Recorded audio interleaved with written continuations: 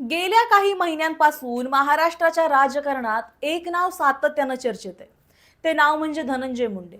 संतोष देशमुख हत्याकांडानंतर त्यांच्यावर आरोप झाले. मंत्रिपदाचा राजीनामा द्यावा लागला. विरोधकांनी त्यांच्यावर जोरदार हल्लाबोल केला आणि मनोज जरांगे पाटील यांनी तर त्यांना कायमच लक्ष केलंय.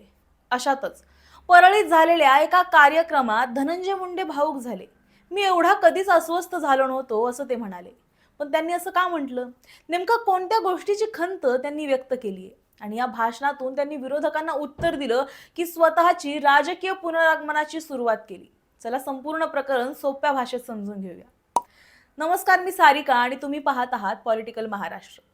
धनंजय मुंडे हे बीड जिल्ह्यातील राष्ट्रवादी काँग्रेसचं सर्वात प्रभावशाली नाव मानलं जातं. अनेक वर्ष त्यांनी परळी आणि बीडच्या राजकारणावर मजबूत होल ठेवला. राज्यात मंत्री म्हणूनही त्यांनी महत्त्वाची जबाबदारी सांभाळली. पण यावर्षी संतोष देशमुख हत्याकांडानंतर राजकीय वातावरण पूर्णपणे बदललंय.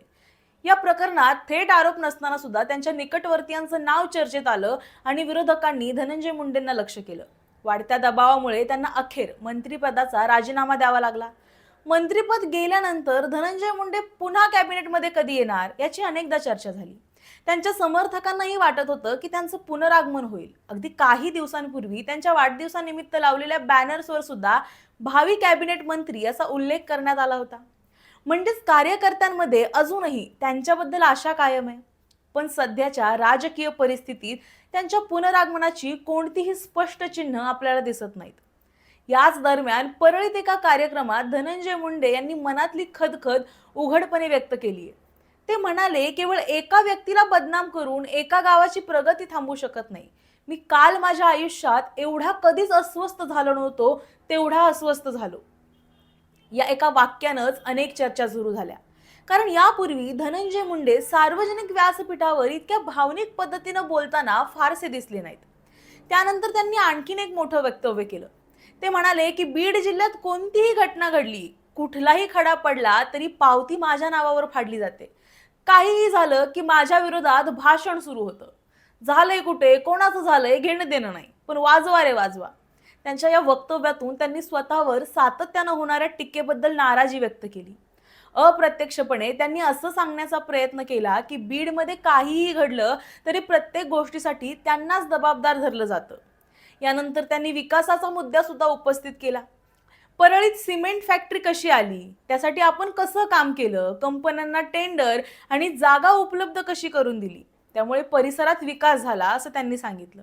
म्हणजेच काय, विरोधक आरोप करत असले तरी आपण मात्र विकासाची कामं केली आहेत हा संदेश देण्याचा त्यांचा प्रयत्न होता. धनंजय मुंडे यांच्या या भाषणाची आणखी एक राजकीय बाजू आहे.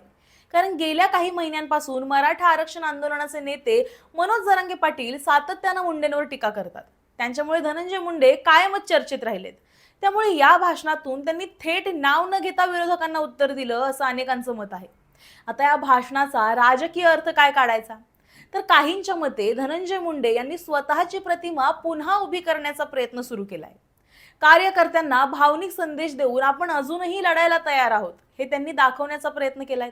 तर दुसऱ्या बाजूला विरोधकांचं म्हणणं आहे की आरोपांना उत्तर देण्याऐवजी सहानुभूती मिळवण्याचा हा प्रयत्न आहे. सध्या एक गोष्ट मात्र स्पष्ट आहे, धनंजय मुंडे अजूनही महाराष्ट्राच्या राजकारणातील चर्चेचा केंद्रबिंदू आहेत. त्यांचं प्रत्येक वक्तव्य, प्रत्येक हालचाल आणि प्रत्येक राजकीय निर्णय याकडे सर्वांचंच लक्ष असतं. आता पुढच्या काळात त्यांचं राजकीय पुनरागमन होतं की अनेक अडचणी वाढतात हे पाहणं महत्त्वाचं ठरणार आहे. तुम्हाला याबद्दल काय वाटतं? धनंजय मुंडे हे कमबॅक करणार का? तुमचं मत आम्हाला कमेंटमध्ये नक्की सांगा आणि अशाच व्हिडिओसाठी पाहत रहा पॉलिटिकल महाराष्ट्र.